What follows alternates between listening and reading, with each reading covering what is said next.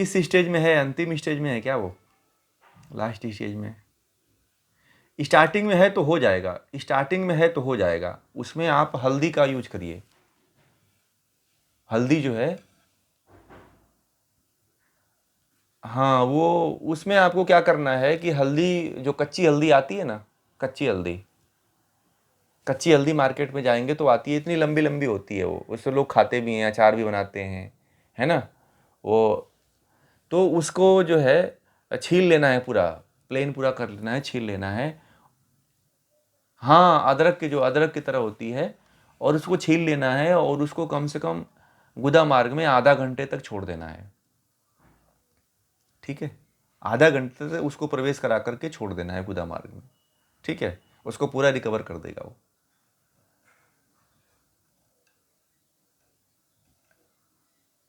मोटाई जितना है उसका उतना ही रहने दीजिए, जितना उसकी मोटाई होगी नेचुरल तरीके से, हाँ, उतना रहने दीजिए। वो अंगली के बराबर ही आ जाती है, छीलेंगे तो इतनी ही बराबर आ जाती है वो। ऊपर के बाद छिलका उतारना है उसका, ठीक है। और उसमें कुछ लगाना नहीं है, नेचुरल रहने देना है बस उसको। दीवारों पे पहले तेल लगा लेना है, गुदा के दीवारों पे, उसके बाद उसको प्रवेश कराइएगा। हल्दी में नहीं लगाना है, ठीक है, तेल और तो करवाइए, ठीक हो जाएगा वो, एकदम 100% सही हो जाएगा वो। उसमें क्या है, ये जो जो हाँ, बोलिए।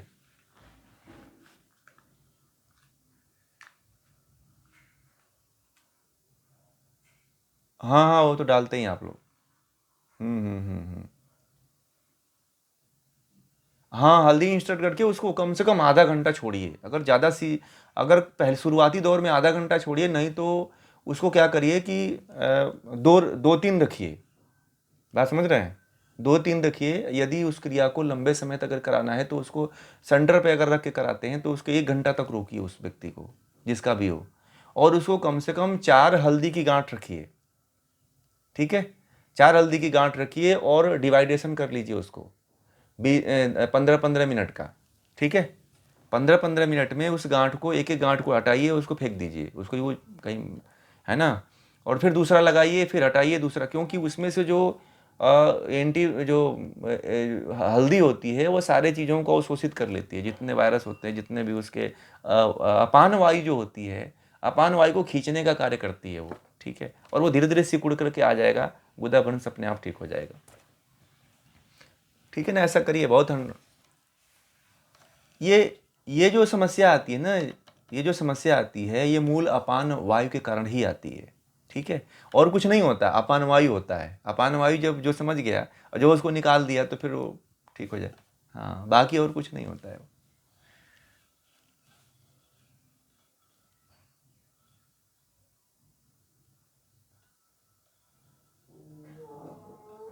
बाहुस्तंभ, उसका हाथ नहीं ऊपर होता है, राइट ऊपर नहीं होता है। तो देखिए, उसके लिए तो सर्वप्रथम जो है उसको मतलब जकड़ा हुआ है कि अर्थराइटिस है या कुछ और है?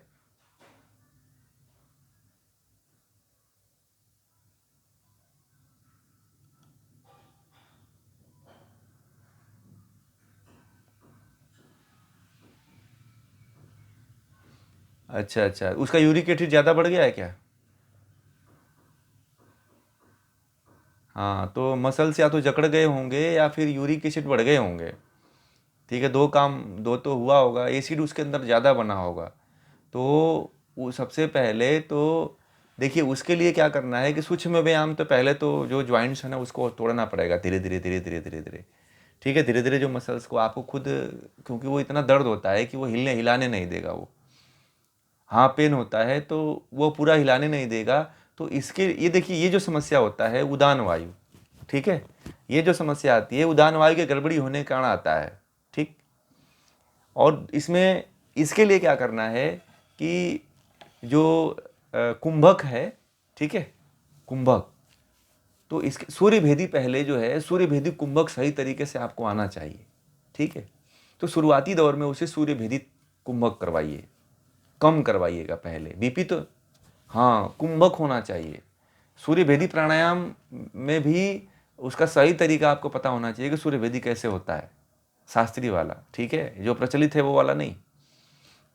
जो भी प्रचलित है प्राणायाम, उस प्राणायाम प्राणायाम की बात मैं नहीं कर रहा, ध्यान दीजिएगा। क्योंकि जो शास्त्र में ऐसा नहीं है, जो अभी प्रचलित प्राणायाम चल रही है सूर्य वेदी, वो नहीं करवाते हैं हम। जो भी आप अभी सीखेंगे हमारे यहाँ से, वो जो इसमें वर्णित है वही आपको बताया जाएगा, कुछ अलग नहीं हम बताते हैं। ठीक है, तो सूर्य भेदी जो शास्त्र में लिखा हुआ है उसी के अनुसार करवाएंगे तो उसका जो है उदान वायु सही होगा। ठीक है, उदान वायु ठीक हो जाएगा, वो अपने आप जकड़न समाप्त हो जाएगा। पहले सबसे बड़ा मैकेनिज्म होता है रोग के रोग को डायग्नोस करना कि होता किस लिए, किस वायु से गड़बड़ हो रहा है। ठीक है, वायु को पकड़ना पड़ता है हमको। तो ये जो चिकित्सा होती है वायु के कारण होती है, वायु से ही प्रॉब्लम आती है, सब वात ही बढ़ता है, ये वात का रोग है ये। तो वात को पकड़ करके कौन सा वात बिगड़ा हुआ है उसको ठीक कर देना है, बस अपने आप ठीक हो जाएगा वो। ठीक है ना? हाँ हाँ, ठीक है जी।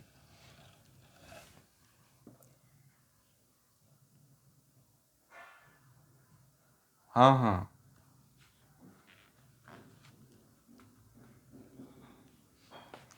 हाँ, उसको बता देंगे, उसको बता देंगे, बता दें आगे आने वाले समय में। अभी इसमें बहुत से कर्म है, वो सभी कर्मों को मैं बताता हूँ, उसमें कुछ छूटेगा नहीं। इसमें क्या है, हमारा उद्देश्य ही है मूल को समझाना, मूल को लोगों को प्रचारित प्रसारित करना, क्योंकि यही चीज़ नष्ट हो रहा है, बाकी सब तो फैल ही रहा है जो कचरा है।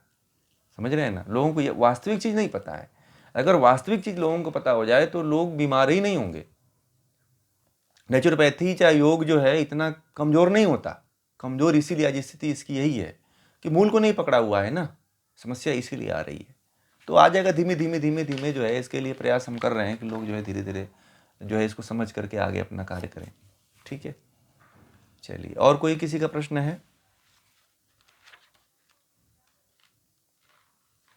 हाँ हाँ, बोलिए बोलिए।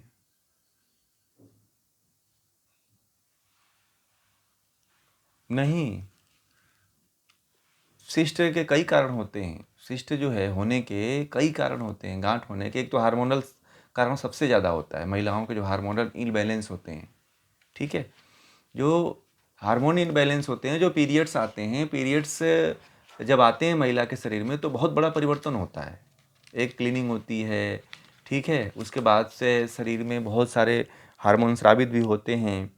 ठीक है, और दूसरी चीज़ क्या होता है कि मैंने नाभि का भी जो नाम लिया था कि नाभि यदि गड़बड़ है, केंद्र बिंदु पे नहीं है, सेंटर में नहीं है, तो भी कई बीमारियां हो जाती हैं।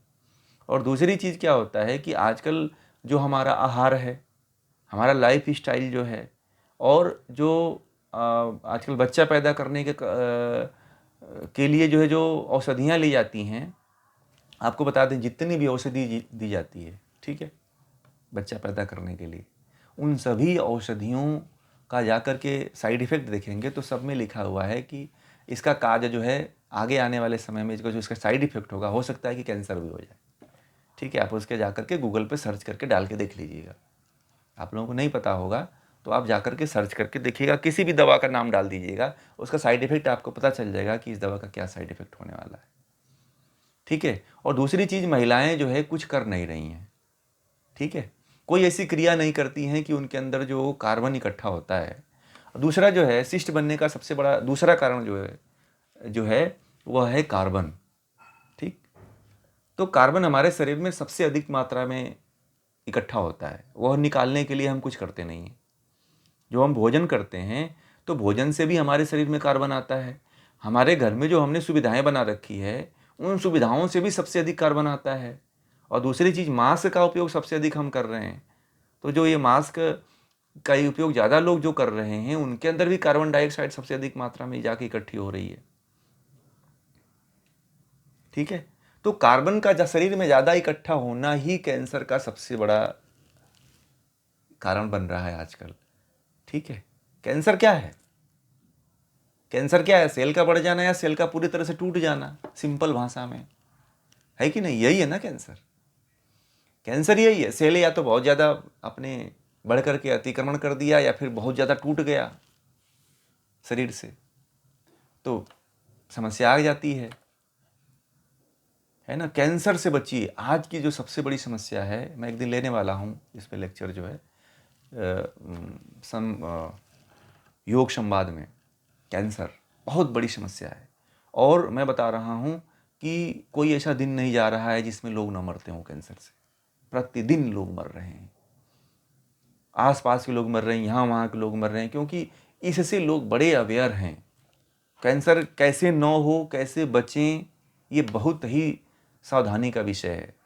महिलाओं को सिस्ट होता है, दर्द होता है तो अवॉइड करती रहती हैं, ठीक है। और महिलाएं जो है दर्द की गोलियां ज़्यादा खाती हैं, ठीक है। तो इससे क्या होता है कि सिस्ट परमानेंट होता चला जाता है, ठीक।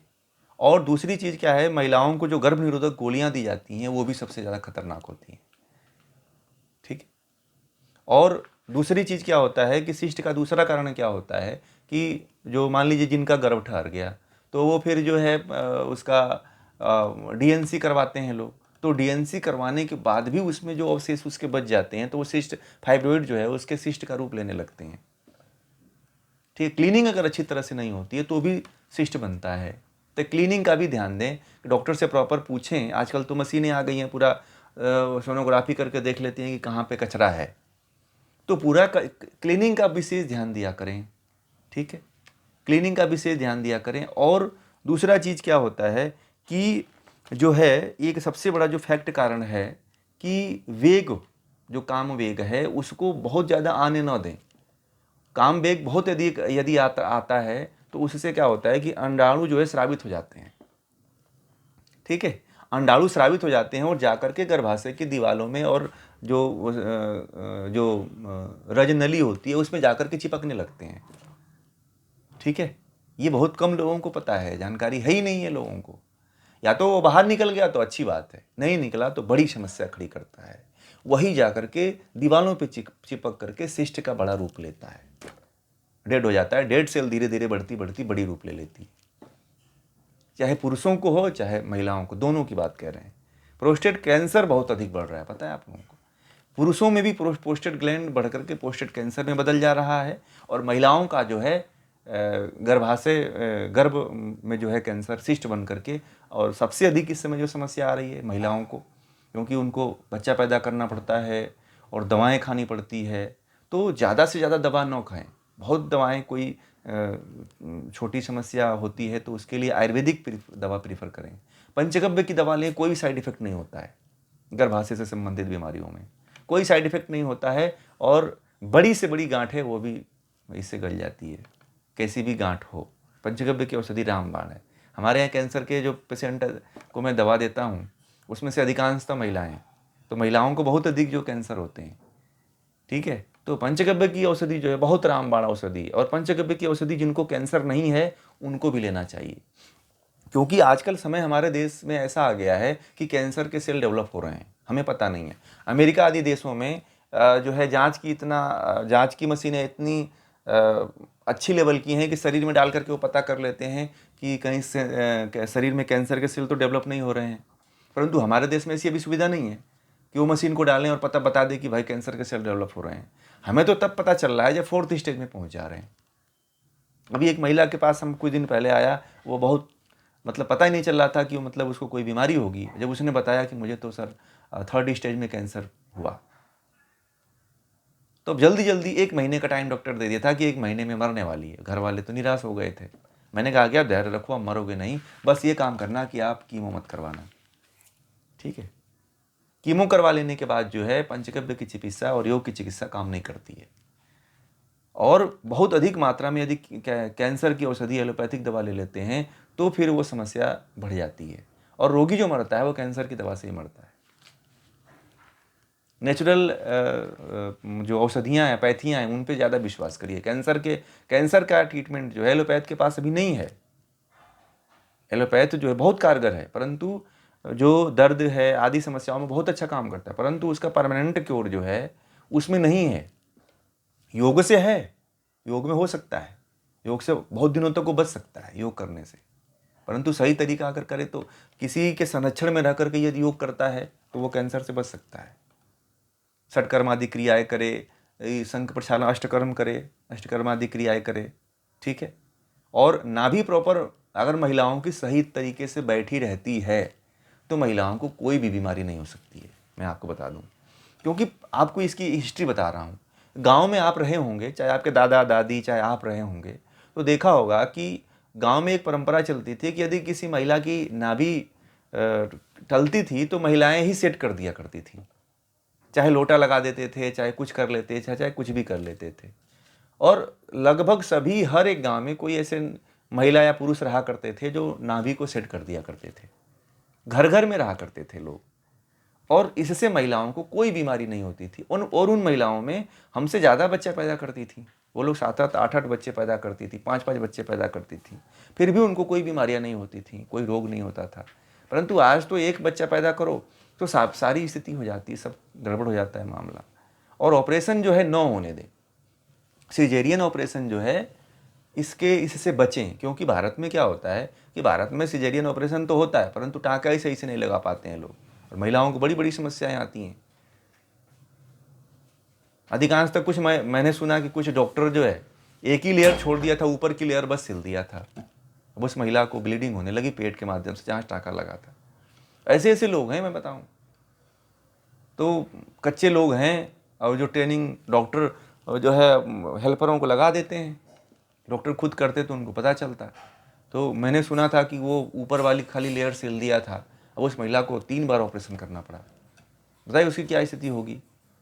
तो उसमें सिस्ट तो बनेगा ही भाई, फाइब्रोइड धीरे धीरे उसमें डेवलप होगा ही। तो ये समस्याएं आ रही है। इसलिए जो है महिलाओं को कभी नॉर्मल डिलीवरी सबसे बेस्ट है। थोड़ा कष्ट हो तो ठीक है। कुछ महिलाएं तो कहती है कि नहीं, सुंदर हमारी नेचुरलिटी खत्म हो जाएगी, मेरी सुंदरता खत्म हो जाएगी, परंतु उनको ये नहीं पता है कि जिस महिला का नॉर्मल डिलीवरी होता है उसकी नेचुरलिटी सबसे ज़्यादा होती है, परंतु जो जिनका सिजेरियन होता है उनको बहुत समस्याएं झेलनी पड़ती है। ठीक है ना। तो नेचुरलिटी पे ज़्यादा ध्यान दें, नेचुरल की तरफ ज़्यादा आने का प्रयास करें। जाकर देखिए विदेशों में जो है सिजेरियन बहुत कम होता है, भारत में ज़्यादा होता है। आप देखिए उल्टा हो गया, भारत में पहले सिजेरियन नहीं होता था, परंतु भारत में सिजेरियन ज़्यादा होने लगा और विदेशों में नॉर्मल डिलीवरी ज़्यादा होने लगी। एक लोग हैं अमेरिका से आए थे, तो वो बता रहे थे कि मुझे कि वहाँ जो है सिजेरियन होता ही नहीं है, 1-8% किसी का एकदम सीवियर कंडीशन हो तो होता हो, नहीं तो करीब 99% वो लोग नॉर्मल डिलीवरी ही कराते हैं। तो इस तरह से जो है हमारे देश में क्या है कि व्यापार बन गया है, पैसा कमाने का एक जरिया बन गया है कि किसी तरह भी पैसा कमाओ। लोगों के जान माल से कोई मतलब नहीं है, लोगों के जीवन से कोई मतलब नहीं है। तो इसलिए जो है इसका विशेष ध्यान दिया करिए। आप लोग योग करिए, योग सही तरीके से प्रॉपर तरीके से करेंगे तो आपको कोई समस्या नहीं आएगी। सही तरीका यदि नहीं करते हैं, गलत तरीके से करते हैं, सही प्रॉपर टाइम नहीं दे रहे हैं, तो समस्या तो आएगी, बीमारियां होंगी। और क्या खाना चाहिए, कौन नहीं, क्या आहार नहीं लेना चाहिए। हम सुबह से शाम तक जिनमें कार्बन ज़्यादा है वही भोजन ले रहे हैं। ठीक है, जो कैंसर सेल को ज़्यादा डेवलप करता है वो कार्बन सेल ज़्यादा करता है, आपको बता दें। हम जो गैसेज ले रहे हैं वो शुद्ध हवा हमारे अंदर जा ही नहीं रही है। अब ये बताइए एसी कितना शुद्ध हवा दे सकती है? कितना शुद्ध हवा खींचेगी बाहर से। वो एक स्थान पे लगी रहती है। आप लोगों को भी पता होगा कि वो भी जहाँ लगी रहती है वो कहीं एक खिड़की पे लगी रहती है, या कहीं दीवार पे लगी रहती है, या गेट के बाहर लगी रहती है। तो एक तरफ से फेंकती है, एक तरफ से खींचती है, तो कितनी हवा खींच लेगी भाई। तो ऑक्सीजन की कमी तो हो रही है ना। तो शुद्ध हवा कम से कम जब आप खिड़कियों को जब सोएं ना तो खोल करके सोया करें। नेचुरल तरीके से ज़्यादा जीवन यापन करिए। कुछ लोग जो है एसी ऑन करके योग करते हैं, ये भी गलत प्रक्रिया है। बंद कमरे में योग नहीं होना चाहिए। यदि आप मान लीजिए कि बंद कमरा है आपका, तो वहाँ दीपक जलाइए कि वहाँ की वायु शुद्ध हो, वहाँ हवन करिए, वहाँ यज्ञ करिए कि वहाँ की वायु शुद्ध हो जाए। ठीक है, बिना वायु शुद्ध किए हुए आप ये योग करते हैं तो भी नुकसान देता है। लोग खिड़कियाँ बंद कर देते हैं, दरवाज़ा बंद कर देते हैं, कार्बन डाइऑक्साइड लेते रहते हैं, छोड़ते रहते हैं। बड़ी दुर्लभ स्थिति मैंने देखा है लोगों के घर में। मैं तो एक लोगों के घर गया था, उस घर में उन्होंने पूरा खिड़की बंद कर रखा था, और उन्होंने जहाँ जहाँ कहीं छिद्र दिख रहे थे उसको सब पेपर लगा दिया था। और नीचे भी उन्होंने क्या किया था कि दरवाजे के नीचे भी थोड़ा सा जगह बचता है, उसको भी पूरी तरह से उन्होंने रबड़ लगा दिया था। रबड़ वाला वो आता है ना कि वायु न प्रवेश कर पाए। यानी कि उस रूम में गया मुझे जो है 15 मिनट में मैंने कहा कि मुझे बाहर जाना है, मतलब सफोकेशन होने लगा। मैंने कहा कि बाहर में बैठ के बात कर पाऊँगा, यहाँ नहीं कर पाऊँगा। तो फिर क्या हुआ, मैंने कहा कि आप बहुत सफोकेशन है। फिर मैंने बोला कि आप पूरा एक खिड़की उड़की खोलिए, दरवाज़ा खोलिए। तो बोले कि मच्छर आ जाएंगे कीड़े। मैंने कहा कि अरे मच्छर को गोली मारो, मच्छर के डर से आप अपने इस इतनी बड़ी शरीर को ख़त्म कर रहे हो आप। मैं 15 मिनट में जो स्थिति झेला, पता नहीं वो कितने दिन से वो कैसे जी रहे।